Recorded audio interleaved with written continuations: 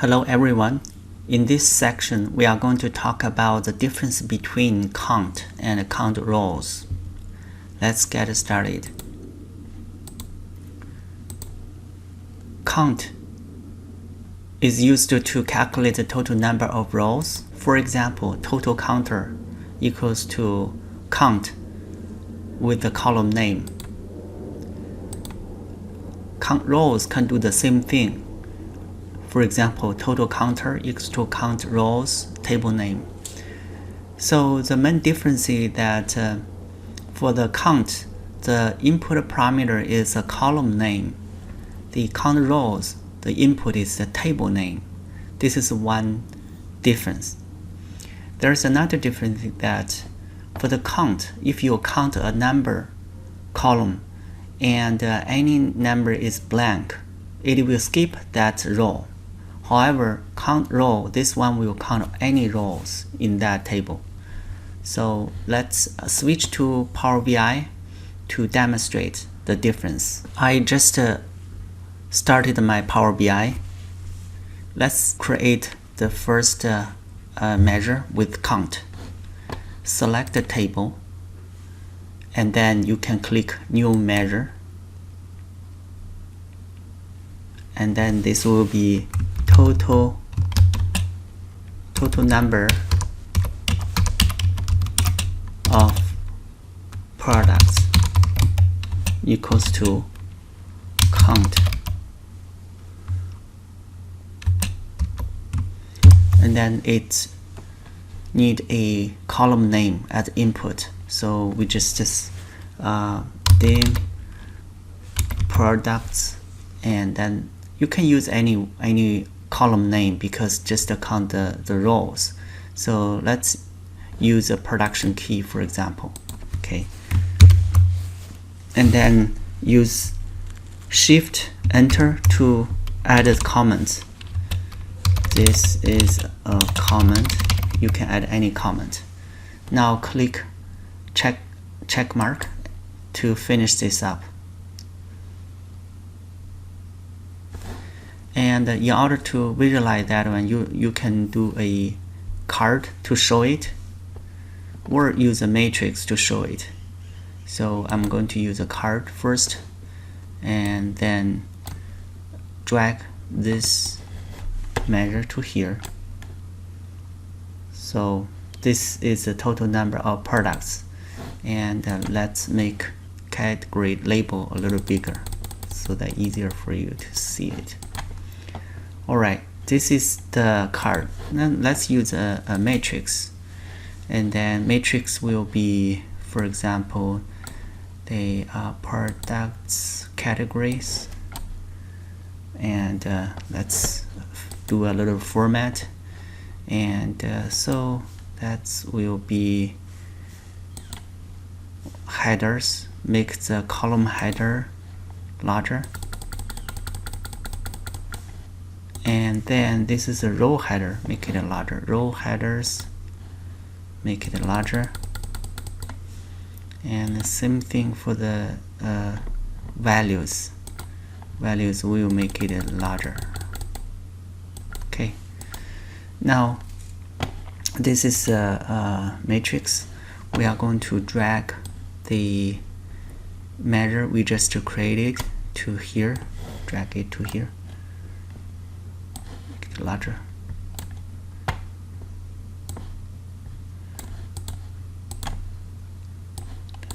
Alright, so you can see that this measure can calculate the total number of products for each categories: accessory, bike, clothing, and also total 397. This is also 397. You may wonder why this measure can be used on different scenarios. Yes, it is, because for this measure, you can see that it's just to calculate the count, and then the filter for this case, no filter. It will count the whole table, whole sales table. But for this one, it will count automatically for different categories, calculate the result based on our filter content. Alright, this is a count. Let's try the count row. And do the same thing, and then click table, and then click new measure, and then this will be total number of products with count row version. This one is count rows. See, now the input is a table, so this table will be a dimensional table for the products. And same thing, if you want to add a comment, just a shift enter, you can add a comment here. Alright, so let's finish. And then same thing, we can display this total number of products and then drag to here. Okay, you can see that this use a count, this one use count rows. They are identical. And one difference is that for this input parameter is table, but for this count, the input parameter is a column. Here's a column. This is one difference. Alright, another difference between count and count row is how they handle the blank in a row. Let's give you a quick demo. So click enter data, and we are going to generate some data. For example, this is a student ID, and this will be student age. So it's ID 1, 2, 3, 4, and then the age will be student age and 20, and then we intentionally leave a blank here, and then here 21 and 23. Now let's save the table name is test table.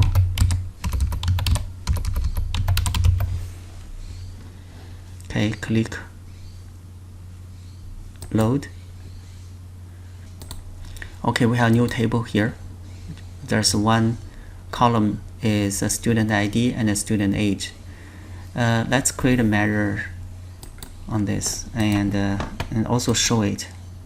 So I added this button to add a new page, and I'm going to drag this to here so that it's easy to see it.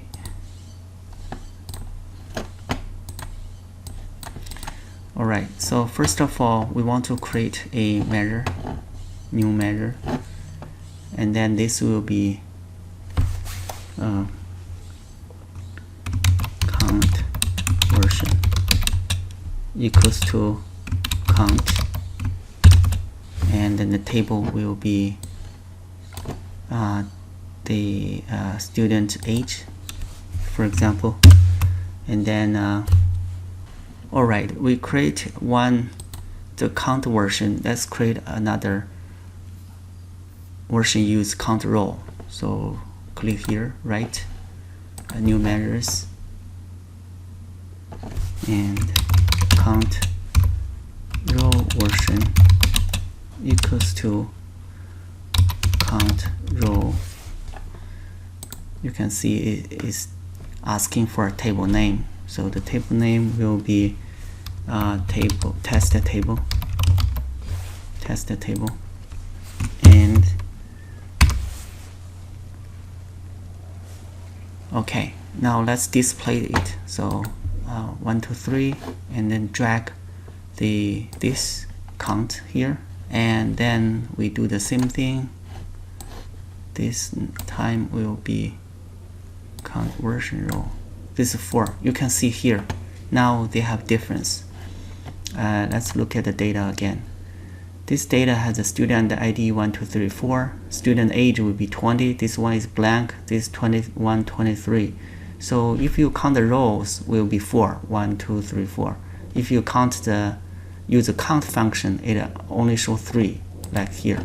So now this is the difference. Hope that you understand the difference between this count function and the count row function. Thank you very much.